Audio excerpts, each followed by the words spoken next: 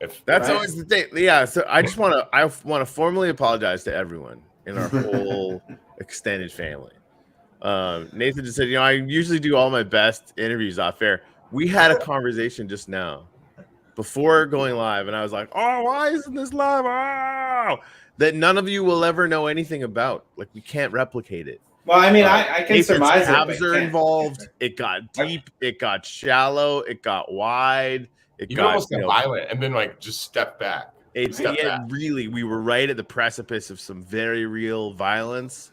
And then now and then we were like, wait a minute, we gotta like, oh no, and then don't do it, man. Right? And that's just it's lost to history now because we didn't go live soon enough. So now the rest of this conversation is going to be, as far as you guys know, it'll be very exciting. Comparatively, it's going to be epically boring. Well, the surmise though, the summary is essentially love is the answer here with us today. But only after you've trained to kick people's faces in. Yeah, right. Like step one, get trained to kick people in the face. That's how I know that love is the answer, right? And then it's like, for a fact. Wait a minute, I know the other shit doesn't work, man. Right? Show us your calves. Right. That has an effect. Yeah, the calves are proof of the journey. Some of these moves, and I was like, calf looked like jacked. Whoa, I have decent balance still, huh? Yeah. I can throw these there you go. Pretty high up over my head. Like if I just like randomly kick someone in the head, I can still get it. I believe it. Without any stretching. So anyway. And that's what got weird is I did that and then I just did it again. Yeah. And it's because you're a giver. I'm a giver. I'm like Roald Dahl. Is that the name? The writer? Roald Dahl? Yeah, Roald Dahl's the writer.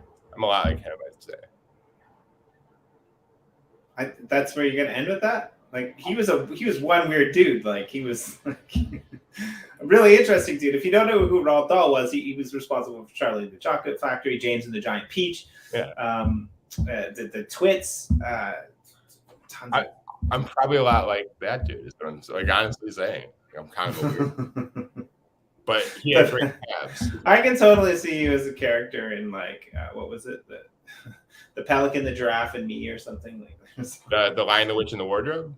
No. That wasn't Dahl. That was not him. A lion actually wrote that. A real lion wrote it. A big lion. Welcome back. It's been a while. You and I, we used to hang out a lot. We don't get to do that anymore. I mean, I know it makes you sad. You don't hang out with me anymore. Right. I sort of here. I mean, like mentally, I don't know, but like. Well, we used to have a show called. What was it called? It was called Shallow Dive, but the problem Shallow Dive with Love is if you dive into an area that's shallow. Hey, Jimmy, you smash your brain. Sorry. Jesus, you get a concussion if you dive into a shallow. Giving Corey a concussion with my finger taps. Sorry. He was. He just like it just got real insistent there for a minute. I just want to keep tapping this thing. I can't hear it, but these guys' brains are never going to be getting away from it ever. No, everything's fine. No, everything's okay. So yeah, you've been in the space for a while. I mean, bro, you for people who don't know, you co-host a show pretty much daily with Ken Bozak. When we don't have like sicknesses or something, we get sick a lot. It's weird. We're very viral. We go viral all the time. You do. Viral. Viral in two extremes. All right. Oh man. Shallow Dive with Love really went nowhere deep, but like everywhere deep at the same time. Anyway, you're an artist. You're a musician. You work with one of my favorite guests ever on the show. We had back in the day was Bang Out. You've been doing some stuff with Yoshi. Shout out to Yoshi. Right, Yoshi's coming on again to join us soon as well. The illustrious, the legendary, the man. NFTs. Yoshi. NFTs. Yeah. Tell us about NFTs. I mean, here's the thing. Have you never heard of them? I mean, I think everybody talks about NFTs now, but for people that may not have met you, because I think we do this a lot, especially with like old friends of ours, of which you are perhaps the oldest and bestest. I'm the youngest. I'm getting older. for sure. Right. Yeah. So give us a heads up about like what's the last year and a half been like for you? What's your journey through, NFT / music / crypto space been in the last 18 months? World domination is like if I had to just so put it into 2 words. 0 to straight to world domination. Okay. All right. Yeah, no, I mean that's actually not true. I would say that like in the last year, in some ways I've like created a new side career that's starting to take over my life, like the music thing. It's funny, like me and Bang Out were working in the studio just recording sort of like an EP with my singer-songwriter stuff because I do like some guitar and singing stuff. And he was like, I hear like rap in your voice. You have a rapper voice. Like let's at least see, because like I feel like it cuts through the music. It kind of like it sounds good on the track. Let's try it. Have you ever thought about it? Do you want to try it? And I was like, well, yeah, let's do it. Fuck it, why not? Why would you not try something like one of the best producers of all time? It's like, do it, just do it, right? Like, so we do our first song, and it was that song "Win Win Win" that came out. It was like kind of like a wax anthem, I guess, and I mean, just blockchain anthem, I guess. But that was like our first song together, and then from there we did like Heartbeat and all these other ones that are out now. And it's just very organic how it took place of like my art stuff and everything else I was really focused on. So I like the one that you headlined at the online, metaverse show maybe about 6 months ago. The line was something like, you hear the rhythm of my voice and my words cut through the music like a knife or something like that. Like I totally butchered it, but like was that the Heartbeat one? I think so. There's one. So in Heartbeat, it starts out, it just goes, the music makes me emotional. Pardon me. I'm in love with this piano. It's a part of me. Listen closely. That's a heartbeat. Melodically, it pumps blood through my arteries. So, and then we just like wordplay this piano is alive. It ain't hard to see the. That's totally the one I meant, and it's possible that not one of the words I said was actually in that rhyme. Well, that's what I'm saying. I'm trying to find the part where you're talking about, and I'm not going to put you on the spot, but I think you're wrong. But I think you're close. You're close, and I appreciate it. No, but that was the one that I was trying to reference, right? I think was this somebody else's song that you're talking about? No, it was yours, man. It was all yours. Once you said it, I knew it was it. It's been a while. Yeah, no, it's I appreciate the fact that you remember it though. I mean, that means something for sure. At the end of the day, we're not trying to put out like just shit tons of music or whatever. We just want to make songs that could potentially be somebody's favorite song. So that's the goal. They're more meaningful. They're a little more intimate. They're a lot of them are like one long verse. So we're just trying to approach it from a different angle. Like one of my favorite musicians is XXXTentacion, and a lot of his music was like, like a lot of songs were like just 2 minutes or something. So very short, very sweet. And then strategically, you're going to stream that a few more times too, right? Because you're going to want to hear it. So I think it's good for everybody, even on the business side. But the song should be a piece of art, like just short, sweet. You should be able to digest it, understand it, kind of make it your own.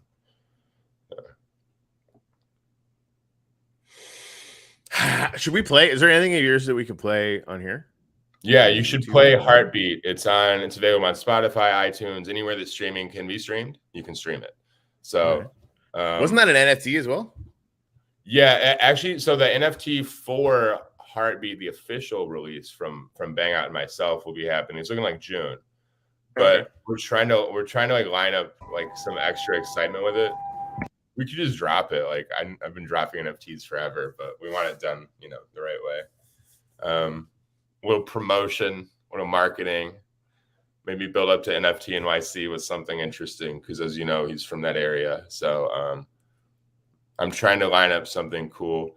And then with my other show, Heal and Feel with Dimitri, I'm trying to line up something with NFT NYC also. So awesome. Maybe we'll converge into some sort of like Q&A and then like a rap performance after. Yeah, so tell us about that, because I think most people don't know about Dimitri, who he is, and what this show's about.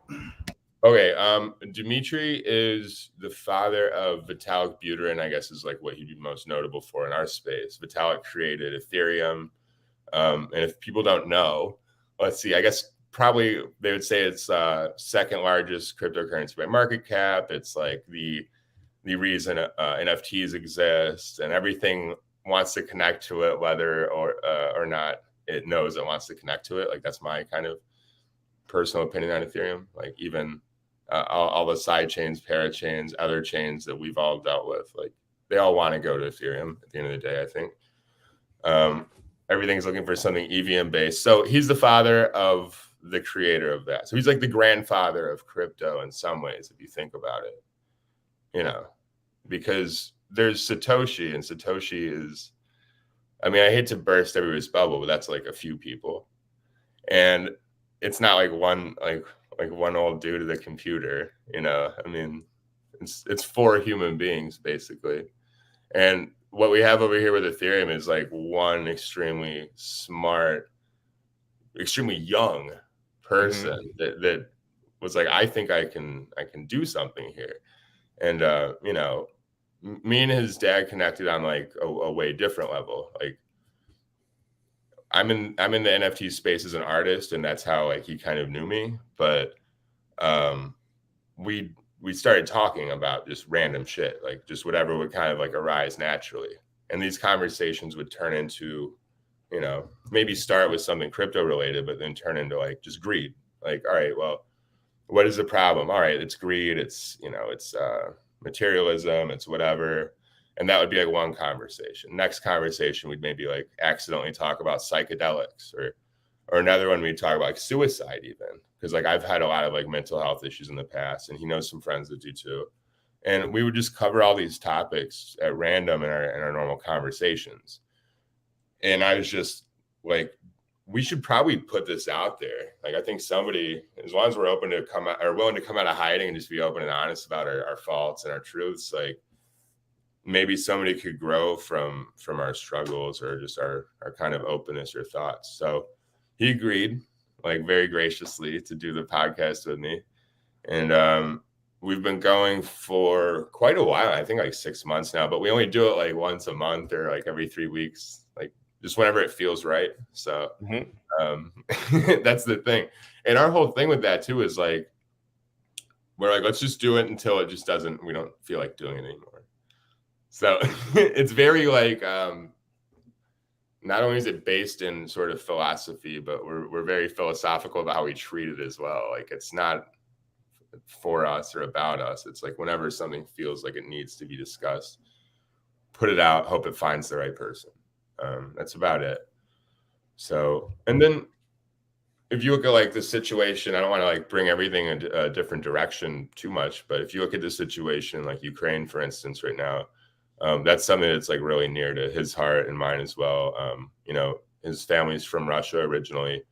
And it's something that, you know, we struggle with when we talk about. So it gives us a platform to talk about those kind of things, process them, like let other people sort of feel that, that like none of us actually have it figured out, you know.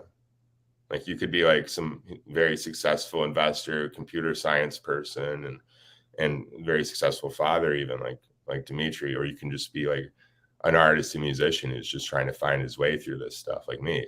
And at both ends of the spectrum, I think we can deliver a pretty unique viewpoint, and we can cover so much ground because we're in such different places, physically, mentally, and emotionally. So I think that's what really makes it good and provides it with a lot of potential. Now, I want to actually maybe market the show a little bit. Like all I do is pop it on Twitter, and same with him. We're like, yeah, we'll just see what happens. But I think some of this stuff's starting to become valuable because we're like willing to be vulnerable, and that's when like sort of the magic happens. So I'm thinking about especially now, right? Yeah. I mean that like going into, you know, potentially crypto winter. I've seen a couple of interesting cases for the fact that our bull run might be over, but again, like I say, Bitcoin, assume it's not going to be, right? But who knows? What's that?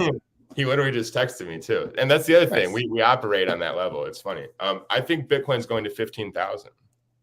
Don't kill the messenger. But look at I think 15 is way too low. I think that's ridiculous. But it could easily tag 20. Yeah, me too. I think this was like where we're at was way too low. Also, like a lot of people are like, you can't, it won't go even below 30. And like, oh no. I was like any drop like this is totally possible, right? I mean, that like an 80% drop in Bitcoin is just standard. Like that's like it's Tuesday, right? Look at the traditional investment market. What's that? I know people that have lost hundreds of thousands just in traditional stocks this past year. So yeah, like, well, and for real, I've been analyzing. I was analyzing the S&P 500 all morning, and there's a really significant probability that it's got a lot further to fall.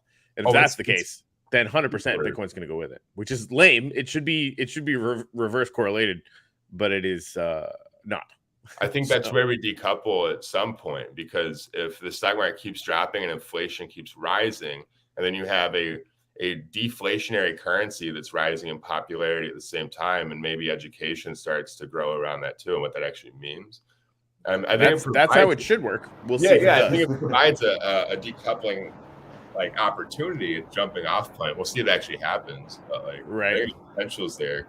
This whole Terra thing is the perfect opportunity to get down with the S&P 500. Really, right? Like all the funds out there, all the bad news is out there, right? Like if that wouldn't have happened, I think that the waters would have been right for a decoupling. But I mean, again, we're just a few people on the internet that our whole seem to work out once in a while. But you want to know the real problem is like, so you have companies like Coinbase and Robinhood that are like really controlling people's wealth, and that's the issue. So like if the markets start tanking, and you saw this with the sort of like, I guess the GameStop and Dogecoin thing that was going on a while back, and then I've noticed it in the past week on Coinbase. So you have this thing where everybody's trying to get their funds out, and the markets are tanking, and they essentially stop loss their business. They're like, all right, we can't keep, if the markets keep tanking, we keep tanking. So we got to stop people from taking their money out. So you see things like, oh, connection errors. The network can't. Right. It tails all the time. Coinbase was doing this back in the, like, you know, Bitcoin cash days. 16, 17. Really yeah, no, early, they will conveniently throttle trading for sure.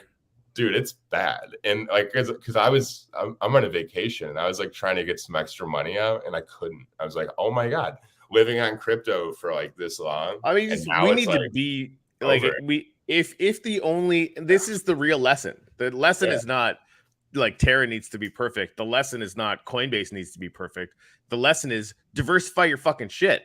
Yeah, if you have only one way to get out of crypto, then it's on you. Right, like we need to develop a lot more. I used that too, but Binance went and shit the bed. So anyway, they're all. No, I mean, Binance is great. Like they're good. I just don't use them as much as I used to. But then the term cashing out, now you have to cash out to a currency that's also going to lose probably half of its value in the next couple of years. So it's like, take your pick. Yeah, I mean, do you want to like maybe risk that it decouples and you start making your money back? Because that's more likely. So I think that's it. It's the thing. If Bitcoin's going down to 15, it's not like it's going down there to stay. Right. You know, it's going down to bounce. But the sooner it gets down there, the better. Bounce up. That's kind of where I want to take this too, right? Because you mentioned something, I think, Nathan, that's quite interesting, right? Like I was on vacation and I wanted to use some of my crypto, right? Like, and I couldn't. Right. And I think this is like, this is something that I struggle with, right? Like I burned through all my fiat until I have no choice using some of my crypto. One. Number two, I think for crypto to have a chance at actually, you know, even coming close to taking a small percentage of the fiat population usability in the real world, that people need to start using it. And I'm just kind of curious on your take, right? Because I think a lot of us are kind of in the same boat. It's like, why the hell would I ever spend like Bitcoin when it's at 20,000 when I know it's going back up to 100, right? But like, right, well, at what point do we get from being, you know, speculators on future price action to actually using this in the real world? I think we can maybe do it with NFTs, but yeah, I'm just curious what your thoughts on that are, right? Like if you weren't on vacation, would you sell your crypto? Probably not. No. I think it's complex, because I think a lot of that depends on if the powers that be, the governments, decide to have a national currency that is digital.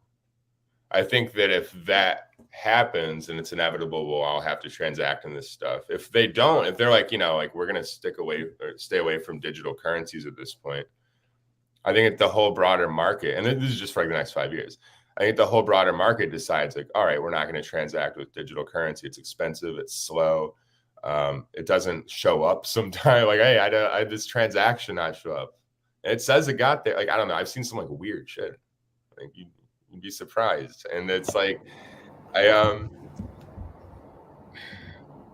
don't think people are going to know that they're using crypto. I think people are going to be using this stuff without realizing it. I think we're just going to use blockchain. It's going to be a lot of like UI slapped over blockchain backend stuff. Yep. And we're going to just be using our credit cards and debit cards with like third parties like Square or anything like Stripe. Even Robinhood, right? Like people were trading billions of dollars worth of Doge and they didn't have that much, right? Like it was virtual in a lot of ways. And they had enough to clear it up, but like that, it was just the UX for that, exposure to that experience.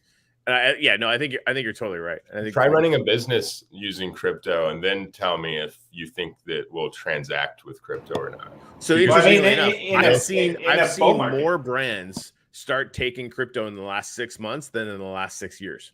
Yeah, but it's not going to way work more the way that we think it will. I think that they're getting some sort of benefit by like leveraging what they take in. And I'm not really sure if that's going to continue because like, if you have already businesses worried about like credit card transaction fees that the bank is hitting them with, and they want to make you spend more than $5 if you're going to use a credit card, like what's to say that they won't say like all crypto transactions have to be over 500 USD or else we're not going to fuck with you can do it on your own though. But that's and they could, right? But like the whole point. Yeah, you're saying like third party systems that allow you to transact. I still think there's tons of those now, and like you look at the credit card percentages to your point, right? Like giving up 2%, whatever the hell it is, on every single transaction, just so that Visa can make more money, right? Like that is $1 trillion market, maybe not trillions, but fucking massive, right? It's high, whatever it is. And crypto can get in the way of that.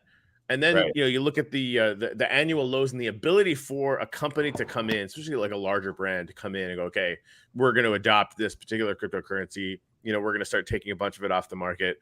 Like the ability for them to have a material effect on the supply and demand balance of any given particular token, so that they can drive the price of that up, potentially, a doubling or tripling. They're taking that particular currency, right? That will blow away anything that is like, oh, it's a little slower. Oh, the details aren't really worked out, because the technology is getting better every 5 minutes. But it's only slower if you're using Bitcoin. I mean, if you're using other currencies, it's lightning fast, right? Our human brains and emotions are going to have to somehow forget about everybody losing over half of their money in this last bear market. You know how long that's going to take? You've been here for more than 5 minutes. It's going to take. It's going to take exactly one good day. I know. I lost a house and I'm almost over it, and that was like yesterday. Yeah, but we're in crypto. Like, so this is my point. Like, we're not normal people anymore.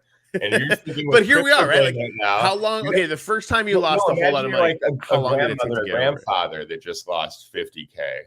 Like, for sure. I'm not saying that isn't significant. Then you're telling your grandchildren, hey, like the reason we're moving out of this house in Boca is because of Bitcoin. And they grow up, like you're gonna have like a generation of people with a bad perception, and then a generation of people with good perception, plus COVID. I mean, that's like the same thing. How long did it take for the real estate bubble, 07, 08 to percolate through before people wanted to start buying? It took a few years. Technically fully, it's still it has. We're in a bubble again. It economically, there's provably a bubble blowing up right now, and people aren't right. So that's the thing. And there's people that have stayed out of the market, but I don't think most of them use their crypto. These are assets. Like, so people are going to trade in like something that I think is going to be worth 100x by the time I retire to buy a coffee. So I have like two points on that, right? The first one, I'll just say this: like, the biggest problem in America right now, and I include Canada in this, is that like we send all the old people to retirement homes, right? Now, then what crypto should be the incentive to do is, young people live with your grandparents who have a house and make money with NFTs and gaming and crypto, right? Like that's like the perfect world, right? Bring back that. Yeah, bring back that. But so I kind of wanted to ask you this, and Corey, I want you to weigh in on this too, because you're kind of in the same boat as Nathan, right? Like, I think for an artist, I love being in a boat with Corey. Right? Yeah. Right. He's being in a boat with him is fun. We had some really fun times get a in boats boat earlier. just so that you could come on the boat, and then Right. we would be on a boat. Pontoon together. So as an artist, though, right? Like, it's a little bit different because you're making your livelihood being an artist, right? Or a musician. And what are you gonna do with that crypto that you get for your art? Are you gonna sell it right away? Are you gonna throw it into crypto.com and use it to live? It's a little bit different than investing money, waiting for I know. crypto I've been to doing go up, right? it for a while now. I'm both. I've been both, and I'm currently both still. So I know what you mean. I think that it goes back to what I said before. It's like, will they allow you to take out your funds? If not, it doesn't matter. If all you get is like your funds are safe, it's like, well, thanks for hanging on to it. I need that shit. So I think a lot of artists are like, quote unquote, starving in a way, whether it's like again, mentally, physically, or emotionally, but either way. Really starving more than they would be in the real world, like without crypto? What? The real world is much bigger than crypto, Jimmy.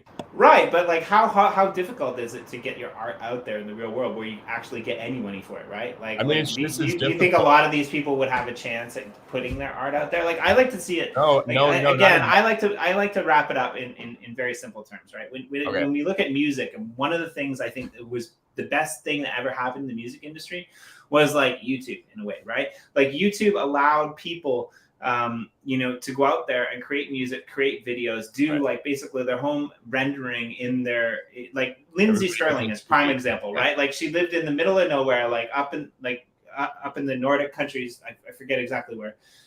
She went online, she started doing, violin dubstep music, if you know who she is, right?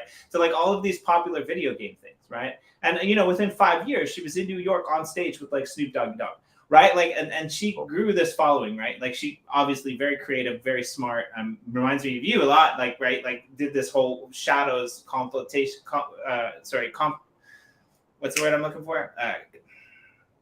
Thing where she stood with lights, like strobe lights, basically on a garage door, like danced around like Zelda, in the middle of a forest, doing the soundtrack, and did some really cool, really interesting things, right? And I think that's maybe what crypto might do for actual visual artists, right? It gives them that platform where they can actually make money from their art, right? And I don't think that necessarily existed. Before that, you were just a street artist. And being a street artist in New York, you might make money, but like being an NFT artist is kind of like, I don't know, if the world adopts crypto, being an NFT artist, it might all get diluted, right? There might be so many artists out there that so either way. So whether you're in quote unquote Web 2 or Web 3, if you're not an effective marketer, if you're not a good artist, if you don't get lucky, it's not going to work. So like that's the other thing with NFTs. Like you still have to market your stuff effectively to the right people, at the right times. You have to price things correctly. Once you get the money, you have to manage that correctly. Maybe use some of it for minting, decide what you're going to take for yourself. Yeah, but that's all on you. You don't need to get something on Bang Out's desk for it to be a thing. Like it's better. Yeah, there's no desk, there's no gatekeepers. You just have to be good at your job. No, but it's like it's just like with YouTube again. What you said was anybody can do this now. Well, now what you have is 1 billion videos that no one's ever going to watch. So and that's the other thing. It just if everybody's doing something, then everybody's doing something. And it's the same as everybody trying to be famous on Instagram or anything else where, it's going to get lost. Like things are going to get lost. And you're going to have individuals that, they're not going to do what they thought they were going to do. Any artist that thinks that like NFTs are more than like a revenue stream, that's pretty much all it is. Like if you have t-shirts, if you have you have touring model money, you have like all that stuff, and then you have NFTs, like it's adding revenue. It's allowing you to take your control back, but it doesn't mean anything if you don't have any budget. You mentioned the person who got on stage with Snoop. Well, Snoop took a bunch of shitty record deals for a long time, and would have been nothing without them because he didn't know how to market. He didn't know how to do these things. He needed their help, right? And then at the end of the day, gets free of all those deals because he made a lot of money, starts buying the record labels back, starts releasing NFTs, right? So kind of to your point. But what I'm saying is that he had to go through all these shitty conventional models of business to get to the freedom. So everybody that thinks like, all right, I'm going to quit my job and start selling NFTs and I'm going to be a successful artist and musician, like, I hope it works. And I want that to be good for everybody, but it doesn't mean it's true. You still have to be a good marketer. You still have to be a good business person. And I think like when it comes to cryptocurrency, that side of it, all we're talking about again is just managing money. And a lot of us aren't that great at that. And I am. Yeah, we're probably worse at it than we're probably worse at it. And that's the other thing. Like me and Dimitri always on our show, we always arrive back at one main conclusion. It's the self that's usually the issue. And it's not like the self is bad. Like the self is perfect, but it's the parts of the self, like greed. Greed is always going to ruin everything. Like even what we're talking about now, it's going through the filter of like, how do I make money? And like a lot of artists don't give a shit. They want to express themselves. And those are the ones that usually make money regardless, whether it's through tech or physical art in the traditional world. Is the ones. Yeah, I don't like. I see what you're saying, and I would understand. Like I do understand to a certain extent, but I think that only goes so far. Because I think what we're seeing now is we see people like JRG, right? Like JRG, who's the Brazilian rapper. He would never have an audience outside of Brazil. That's a good point. That's a good example. And I love his stuff. And I think that's a good example. But I think it's also like YouTube, like you're saying. But you're right. He's a great marketer. He's always out there. He's always pushing. You have to grind. You have to Go ahead, you have to market badly until you can market well, right? And we haven't even got to marketing badly. He connects. But like the Uplift is great, but like our show line sucks. Well, it's because we haven't built it yet. The first rule of marketing is have a product, which our show NFT line that we've had backburnered for as long as I can remember doesn't exist yet, so it's tough to market. But yeah, no, like it. I guess that the when these new technologies show up, there is that opportunity. Like it gets democratized for a time until. You seen Biff? Can you please give him a giant bear hug? Just drag him back here. Hey, what's up? In the house. Biff. He's my manager right now. I know. He gets the bag. If anyone's gonna get the bag, Goldman Stacks, bag full of stacks. It's good. I guess there's an opportunity to move into these markets for people that just want to get in and do work. Yeah, not all of them are going to be successful, right? Like, what I'm saying is that Jimmy, you're partially right. Corey, you're partially right. I just think it comes down to aligning our expectations with objective reality. That's always good. Yeah. 100%. It's funny. Ray Dalio wrote a couple books. The one that I keep going back to is Principles. For those of you who don't know, he runs the largest hedge fund on the face of the earth, and it's all hyper meritocratic, hyper transparent internally, of course. And that programmatic systemic battle of ideas is just a really, really amazing concept. And that starts off reality is a thing. You don't get to pick it. Right, like it just having a really high awareness of what the actual real world looks like is important. And for artists, having been one, for artists generally speaking, it's fucking gone. Like that, like the amount of I'm gonna completely and totally take over the world, yippity fucking doodah, from artists that are just terrible. Like as a musician, I'm very judgmental. But come on, right? It's really common, right? But we also really celebrate dreams and yada yada. Great. Then you get humble people like Carrie Underwood that just walk onto American Idol and all right, hey, I just came from far. Honestly, they win 11 Grammys or something. It's like Jesus. So I think that the biggest thing the biggest thing that I love to see is you want to always leave space for people that have massive dreams, because if you don't have massive dreams, you're definitely not going to hit that target. Right. Yeah. Unless you're there's exceptions to every decent rule, but the people that have those really, really intense dreams and then work intelligently and hard and consistently over large amounts of time. I mean, that's have as big of a dream as you want. You're right. As long as you're willing to start pushing the ball forward every single day without fail. Right. Because, the vast majority of of musicians, artists that I've talked to, and it's been many, right? It was my career for a pretty long time. Yeah. And, you know, they all think they're the fucking coolest things in sliced bread. Really, genuinely, most of them are fucking terrible, right? Yeah. And need to work a lot harder on their craft. But then they won't even do anything about it, right? I guess that's actually true in entrepreneurship Well, they too. won't just be vulnerable enough to connect with themselves enough to just like open up and be, because some people don't even have to be good as long as they're like really being them. And it's true. You know, like Jewel was an amazing singer and performer, but she like defied like all the standards of like how you're supposed to enter the music industry looking, how you're supposed to, because you know, like they were like talking all kinds of stuff about her appearance, and she's, you know, there's nothing wrong with her appearance. So it's like there's and she had like teeth issues. I don't know if that, because that's what they were referencing. The only reason I know that is because I saw her on one of the Comedy Central or like the roasts or whatever, and they made a joke about that. And I'm like, I didn't even notice it until then. But all right, so yeah, I mean, somebody with like don't necessarily look the part of a pop star or whatever. Exactly, but she's still very pretty and stuff. So it's like it doesn't even make sense. It's weird, But that's what I'm saying. Like, so then you have hardworking people like that are literally the most talented in the world, and they still won't get a chance just because of like one small thing. So well, and that's why people want to get rid of the gatekeepers, because that's the gatekeeper thing, right? Like, you know, you're gonna, you know, necessarily miss a lot of opportunities because they don't fit into the mold of what has proven to be successful, right? And again, never ascribe to malice what can be explained by incompetence, and it's not really incompetence here. It's like the path of least resistance. Well, that's what I'm like working on with Rap Snacks, is like trying to find ways to bring low-income households to cryptocurrency and digital collectibles and blockchain. It's just like how can we provide entrance into the walled garden before the wall gets too high?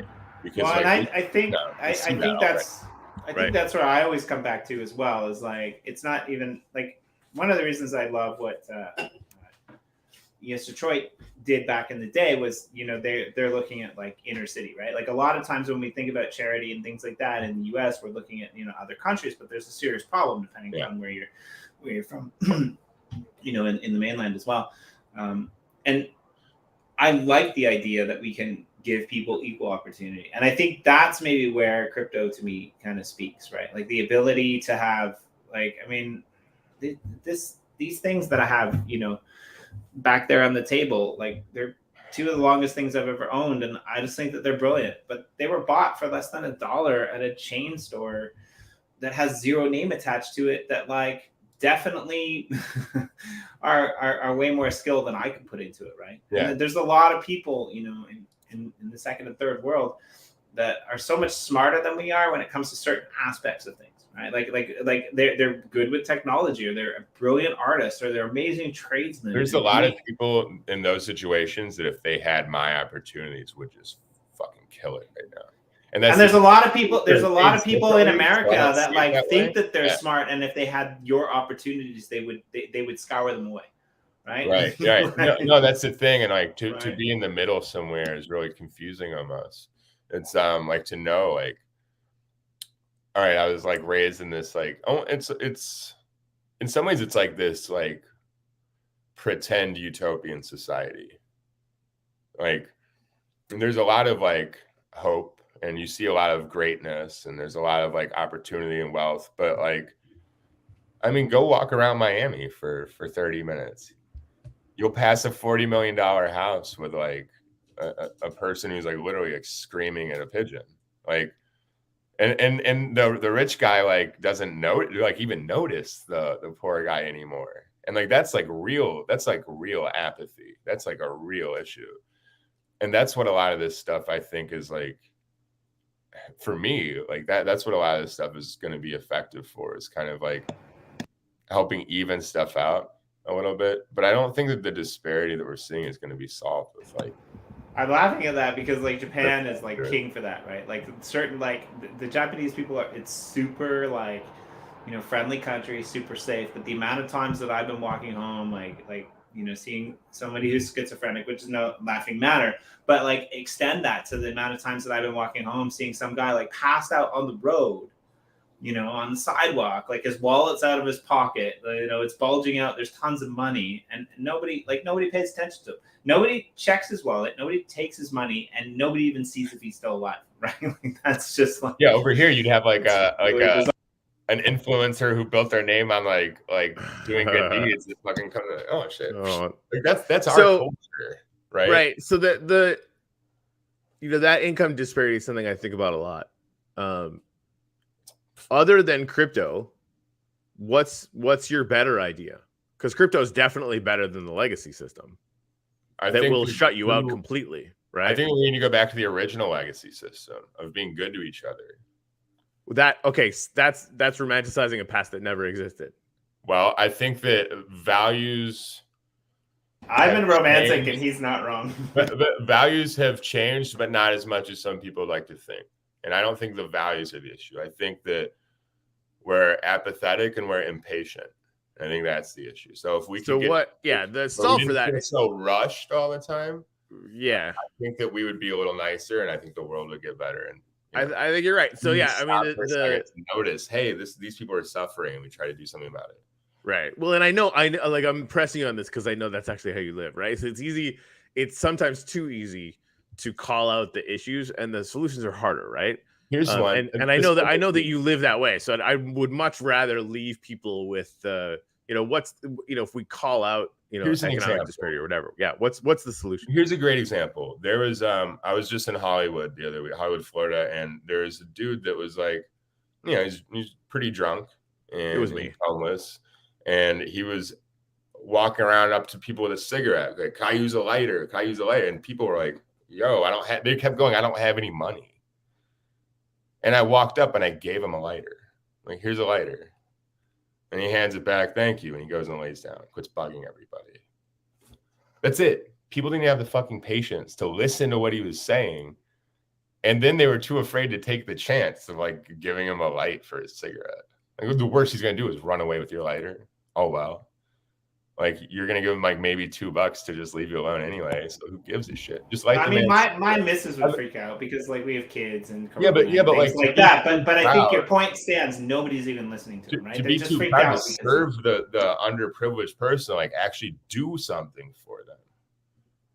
Like, that's the point, If we want to look at, like, I don't care if we're religious or not. We have like good people throughout history. Like, we have like Gandhi, and we have like Jesus and Buddha, and like all these figures that are supposedly holy figures, right? That are like, have done good deeds, have helped people like kind of quote unquote like wake up or become enlightened. If you want to take somebody like Jesus, he would like wash the feet of like beggars to show them like he cared or something. Like, there was like weird things. He'd drink wine with sinners. He would like all these things. If you're drinking with sinners, he'd be like, on top of that, I'm drinking too. You didn't think about that? Like, and it's there's so many levels of like just joining the crowd and like being a part of the struggle. Like, you have to tap in. You have to connect with society and community if you want to help community.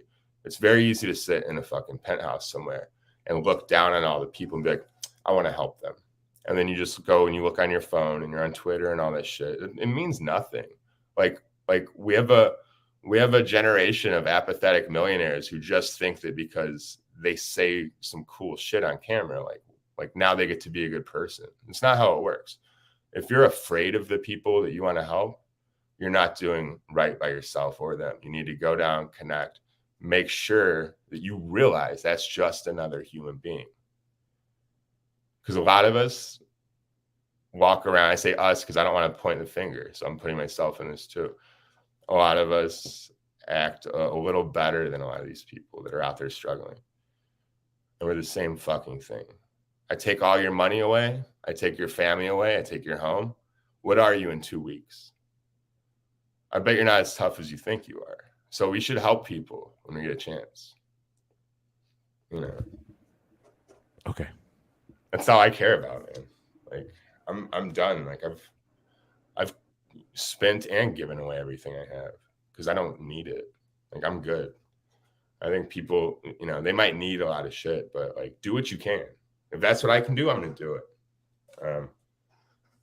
If you wave at somebody, if you smile at somebody, that's all you can fucking do it. But I'm tired of the apathetic, impatient attitude that everybody has with each other.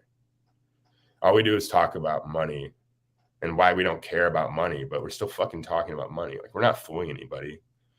Do something to help people for real. That's how we can be successful. Corey, I might cancel my ticket because like it might not be prepared for what's going on back home. I mean, no, it's interesting that you say that, right? Like, because Japan is a world's really going through a crisis, man.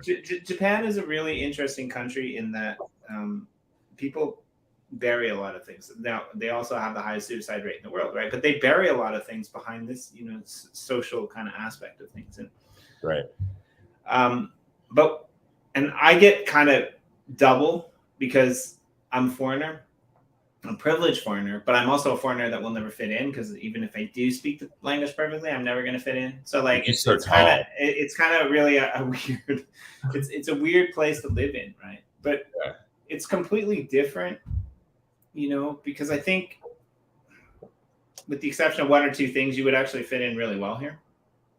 I don't know if you've ever been to Japan, but like they are a very apathetic. Never left the U.S. Right, they are a very apathetic culture, and they are very, you know, kind on the surface, and that's why this works. Like it's a very really interesting social experiment that came to fruition, you know, through the samurai area. Because if you didn't smile at that person who was standing in the corner and be nice to him, he might just be a drunken samurai that had the right by law to be able to chop your head off, right? Like you didn't, all right, you didn't know, and so this has been baked into the culture for thousands of years, right? Yeah. But it's kind of interesting what you say is like, I don't know how I'm going to deal with this when I get back home, right? Because I'm used to kind of being nice, but like, you know, that lady at Tim Hortons gets bitchy at me, I'm probably going to snap back, right? No Tim Hortons here. Right. You know. There is one. Corey found it. I think. You found one? One of our guys, one of our teammates sent you like on an hour drive north or something. I don't know. There's something there. Apparently it's not that good. But it's interesting when we put this into play, right? Because we have this country that is the United States of America that, like, by all, you know, globalized standards is purported to be the freest country in the world, where you get to do whatever the hell you want to do and you have guns to back it up. Also one of the scariest places in the world where everyone's out to get their own. And there's like a serious, right? Like there's a serious, like not all of us, let's go back to the beginning of the show, trained in the art of kicking other people's faces in, right? So like when I offer someone a ride, you know, on some shady street, you know, in the middle of Miami, being Canadian, don't the thing that's going through my mind is Emilio Estevez in that movie where like he got on the wrong street in New York and ended up getting, you know, like 24 hours of hell or whatever, right? Like it's like, and I'm Canadian, like I grew up, you know, like in that place, right? But like, yeah, I think this. So how do you like? Yeah, I don't know how we teach people how to do that, right? I think a lot of people are really afraid, right? And so, you know, I'd say just discretion. Like, definitely don't give people rides in the middle of the night, because I mean, it's like common sense too is like in it, you know, as well. Like, can your safety be affected? Yeah, then don't do it. Right. It's like, do you need to get home to your family tonight? I mean, I don't know. It's like, are there people relying on you? I don't have kids. I don't have, you know, so like it's not, I don't have to think twice when I walk up to somebody and offer them like, you know, like a lighter or like whatever. And a lot of people would be like, yeah, I can't risk it. And I get that. Like I wouldn't say just like randomly pick people up at the gas station and, you know, like give them rides all the time. Like people do get killed that way. But I think there's like an in-between. People also get killed by walking around in the forest, you know, out red on because people think they're a deer, right? Like even just like walking by somebody and you can tell that they're not a threat, right? Like, are you still going to smile or are you just going to like stare at the ground and pretend you didn't see them? That's a problem. Just so you know, that's a problem. You don't have to be super gregarious. You don't have to be like doing good deeds left and right like a Boy Scout. But at least like hold a door, smile, wave. Like these are just very simple things that affect people's days in bigger ways than we actually like think about sometimes. Like a lot of us don't. Do you guys ever ride the bus? Not often. Do you ever take an elevator? Like yeah. And like, do I you frequent talk? Do you elevators. talk to people in the elevator? Do you say No, hi? I don't talk to. I will make small talk sometimes though. I'll talk about ghosts.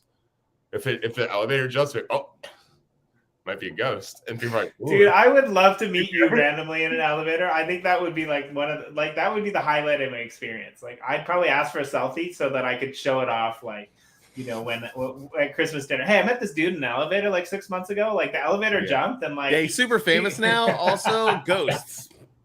he won a Grammy. Oh man, that would be great. He has a Disney Pixar movie, a cartoon movie about a piano. It's a hint. Corey, you're from like the self-proclaimed country of, like, you know, the nicest people in the world. Do you notice a big difference between like Miami and Maria? Well, I mean, apparently Canadians were super nice compared to. I mean, that I actually think that rumor is pretty true, unless those people are from Ontario or Quebec. Fuck them. It's weird. I feel like. God damn it! I'm going back to Ontario. Screw I'm kidding. TC's from Ontario too. And he's like one of the nicest people. But, why does Canada feel like both the North and the South at the same time? It's like the North, like in terms of politeness, but the South in terms of just like wilderness and like hunting and guns and like, is it fun? That's so weird. So interesting thing. If you There pull is out bears almost everywhere. any political map of Ontario, sorry, if you pull out almost any political map of the United States, this is probably 100% false. But I saw the first one and then I just didn't look at it anymore. Nice caveat. This is definitely not true. But It's true. Hang on, listen, seriously, listen. But you know, they color code it by state, and of course, you know, Canada isn't a state, it's another country, so they have to color code that. But almost, you know, that one first map that I looked at, the color of Canada was red and the color of Florida was red. Essentially, Florida is Canada's penis. Okay. Well, that works. I mean, it's like, is it now, do you think in comparison, is that like a good size for Canada? Because if we're looking at like the, like, you know, like well, Americans always say that like Canada's America's hat. Yeah, it's a big hat. I think Canada is better than us for sure. But I'm just trying to figure out how exactly. I think they're definitely more polite. I don't like. I think you got to defer to Corey on this because Corey kind of mentioned this on our last show. But like, yeah, I think there's good things about Canada and there's bad things about Canada too, right? Like it's not. We're not golden. I mean, they don't like rap that much. What's the popular music there, Corey? Dave Matthews Band? I mean, I haven't been back in a while, so I don't know if I can really be an authority on any of this stuff. Right? Yeah. You seem like you could do some Dave Matthews like a mofo, Corey. Yeah, I've heard that before, and I really appreciate it because Dave Matthews is awesome. I have never covered Dave Matthews. Interestingly, You've had a song Two Step by him.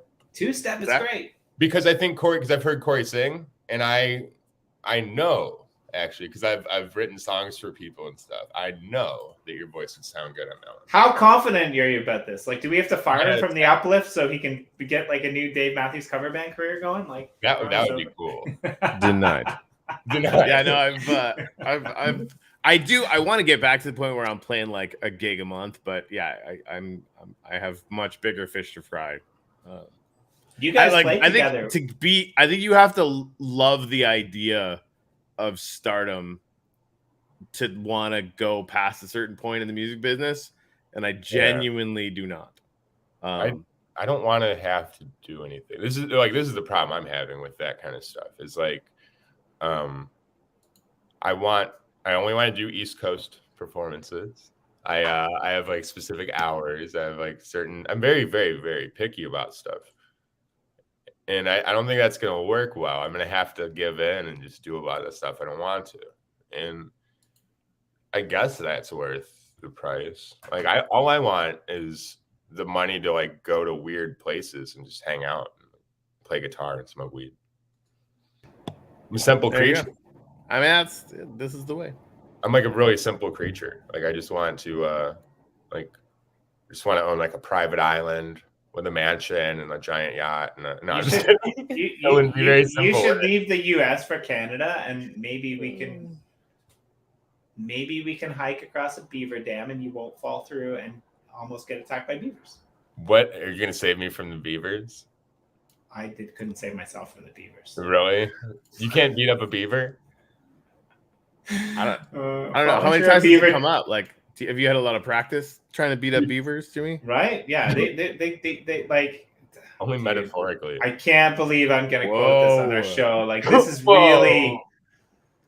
Yeah. Whoa. I don't know, man. It was Bob Saget. Crazy. He messed me up with the whole goddamn jackalope thing. Those are real, bro. Corey's eye rolls. Wasn't that like America's Funniest Home Videos? Did like a whole series on that too? Yeah, it was really bad. So. It was bad. No, but honestly, like, would you feel bad about yourself if you punched a beaver like square in the nose? See, this is how our shows always ended. And like, this is what are you gonna punch? Would I feel bad about myself? Yeah. I mean, I probably wouldn't punch a beaver. If I thought it was gonna attack me, I'd kick it, and then I'd probably feel really bad. Let's do the thing really quick that we used to do.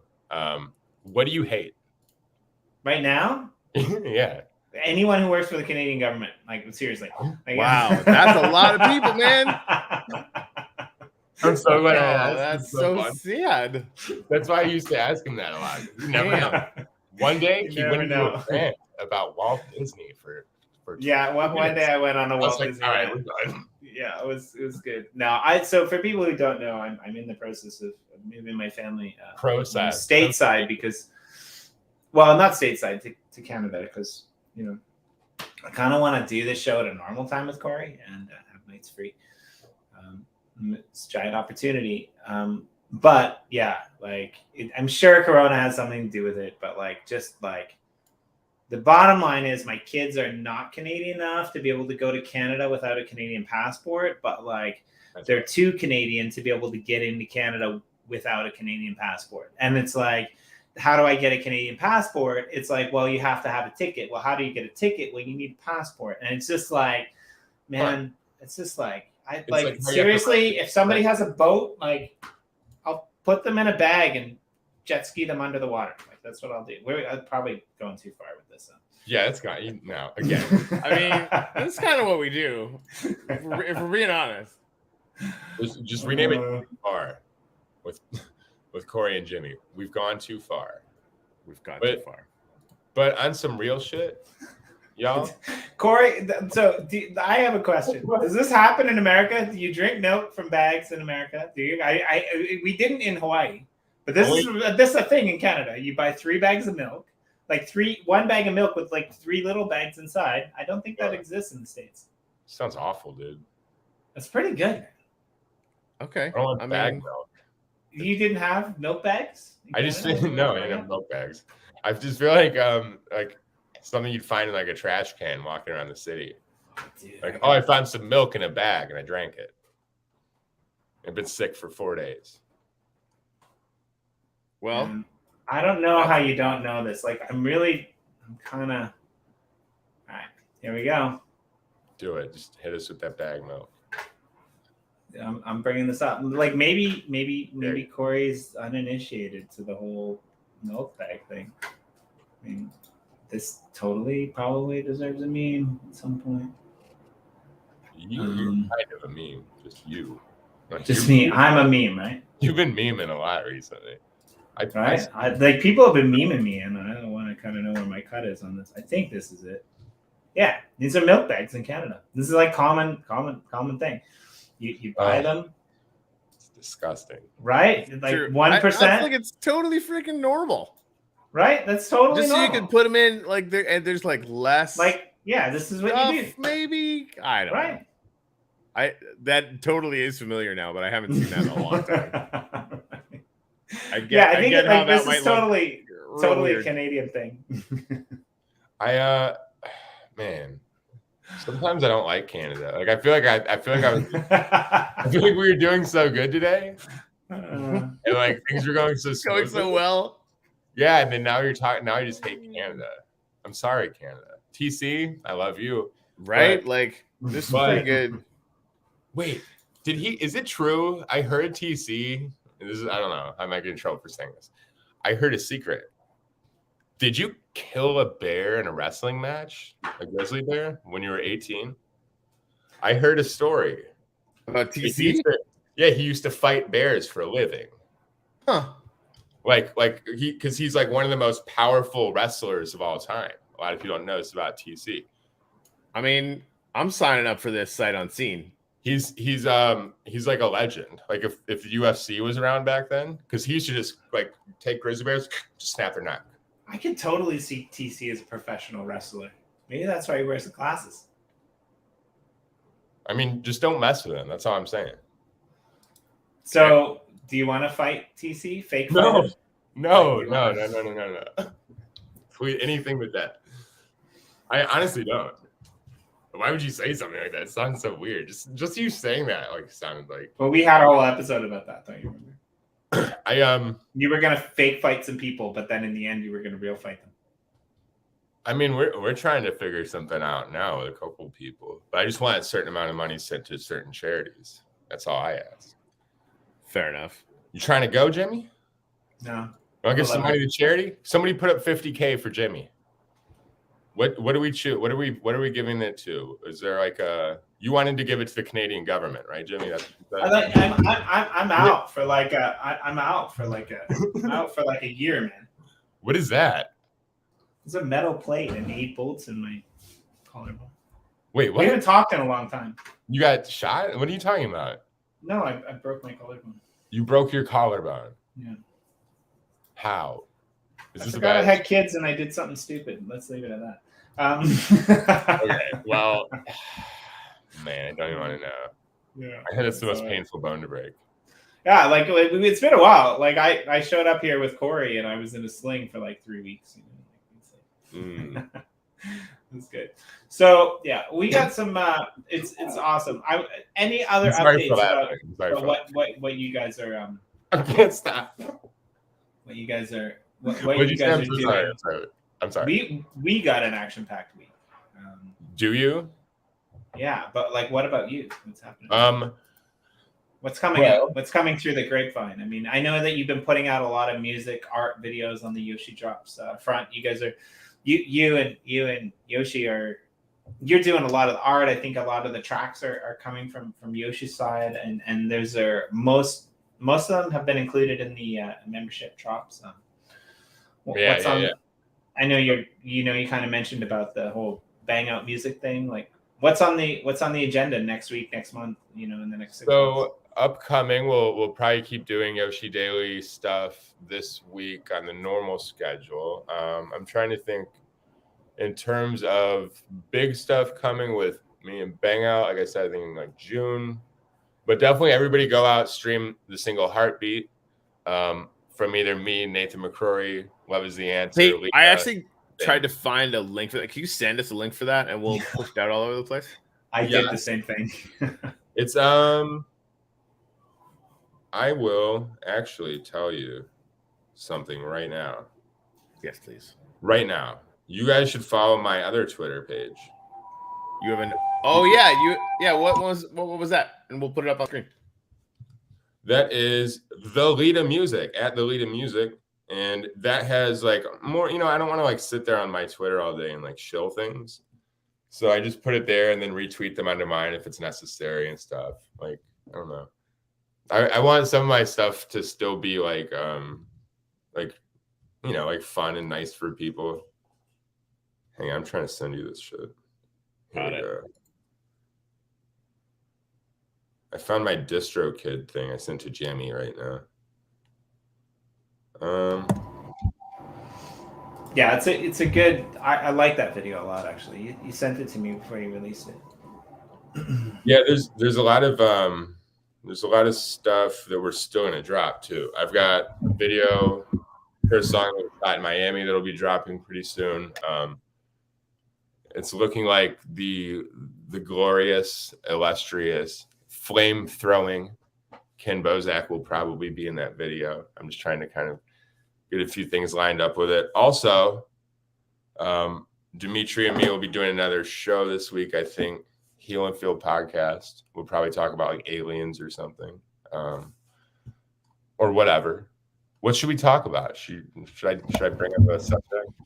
I want to talk about this Lita Music cover image that you have up there with the 3 white ladies that are very reminiscent of the old school Doctor Who statues, if you remember those. I don't watch Doctor Who actually.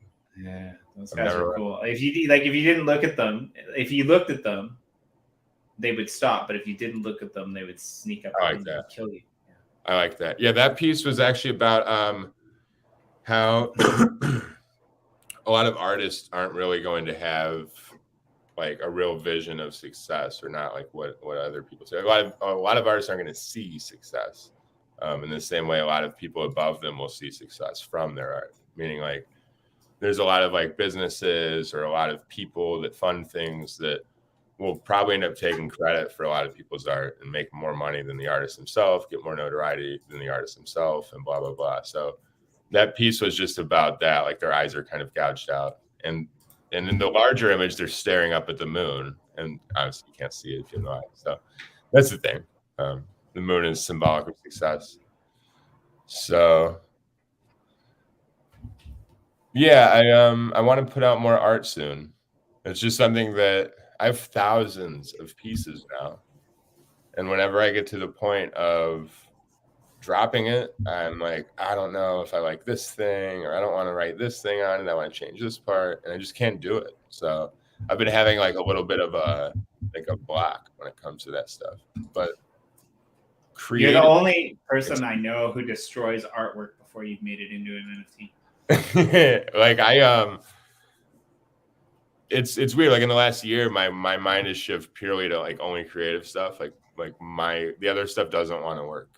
It's weird. So like even promoting things has become difficult, because all I think about is making the art or making the music and then enjoying that process. Like when I made that piece, like, you know, to make it is easy part. Like sending like emails about stuff and like tweeting about, like, that's the hard part for me as a person, which is like so opposite of how like a lot of humans work. And it's like, it's cool because it helps me just keep like pulling out random stuff. Like I will, but good luck if it's, you know, good luck at the work getting out there. Like, it's probably not going to see the light of day, a lot of it. So I'll be like that artist that dives with like 3,000 images and the thing. They'll be like, these are crazy. Why didn't you put them out? So since Nathan sucks at this so bad, if you could sum up Nathan in like, you know, a couple sentences and promote the hell out of him right now, what would you say? Creative powerhouse. Yeah. Me. Butterfly. You. And how would I? Nathan, stop doing my job. This is my job. All right. I'm just like, I'm putting words in your mouth. Yeah.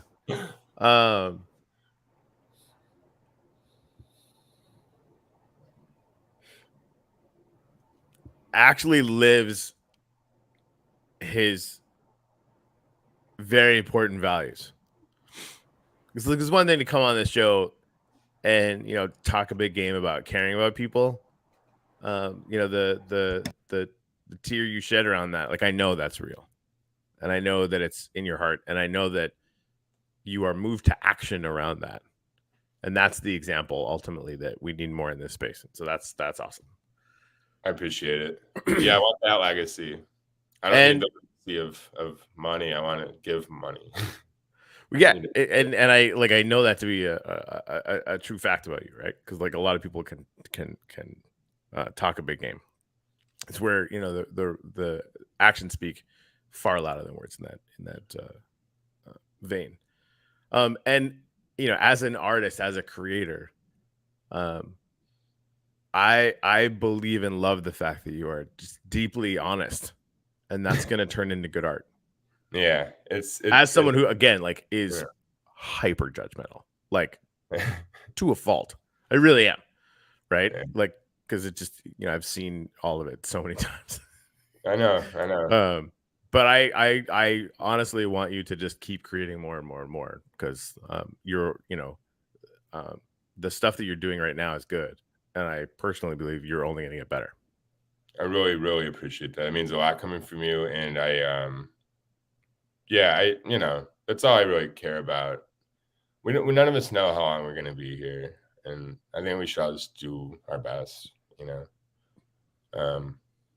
I really like, just be fucking nice, I guess, is the message that I leave people with. It doesn't take much. Jimmy needs to be a t-shirt.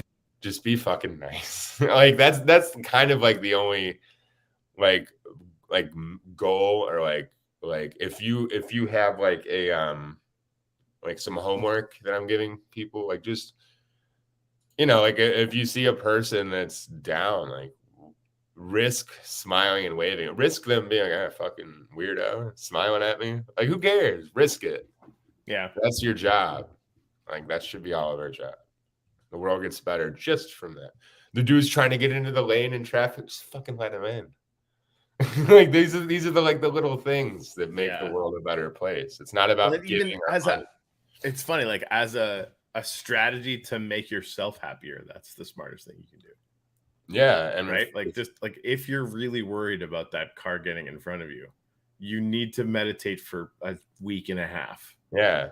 Right. It's just like, you know, the whole adage, like if you don't have time to meditate for 20 minutes, meditate for an hour. Like it's just that in microcosm, right? It is. Like it is. That nothing you're doing is going to be served by being 6 seconds, you know, early. It just doesn't matter. It doesn't matter.